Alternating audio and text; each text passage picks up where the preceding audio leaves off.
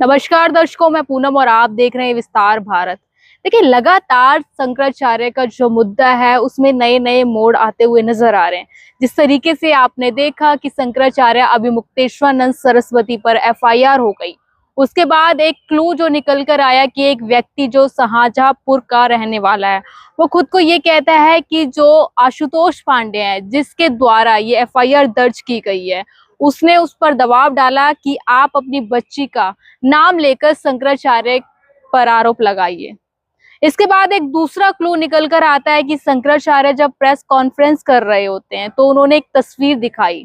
उस तस्वीर में जो व्यक्ति है वो आईपीएस अधिकारी अजय पाल शर्मा है, जो कि शंकराचार्य का जो पूरा मुद्दा है, जो पूरा केस है, वो खुद संभाल रहे हैं।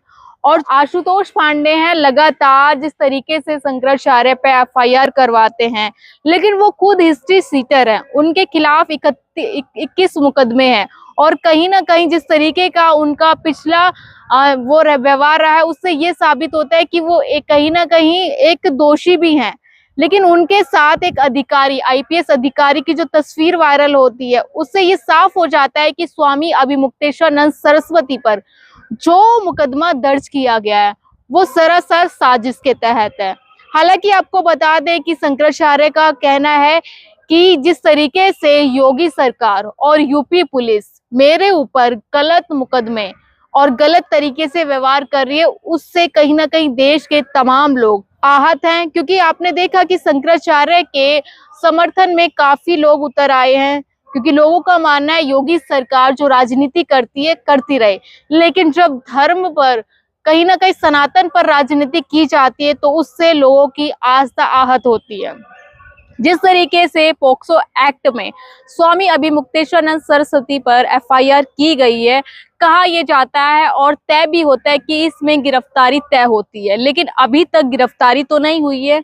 स्वामी अभिमुक्तेश्वरानंद का एक बयान लगातार वायरल हो रहा है। उनका कहना है कि अगर पुलिस आती है, मुझसे पूछताछ करती है, तो मैं सहयोग करूंगा, क्योंकि जो आरोप मुझ पे लगाया जा रहा है उसमें कोई सत्य नहीं है। क्योंकि जिस दिन की ये बात की जा रही है, मौनी अमावस्या की या माघ मेले की, उस समय सीसीटीवी कैमरे हमेशा मेरे पास रहे हैं। अगर आपको लगता है कि मैं दोषी हूं तो सबूत लाइए।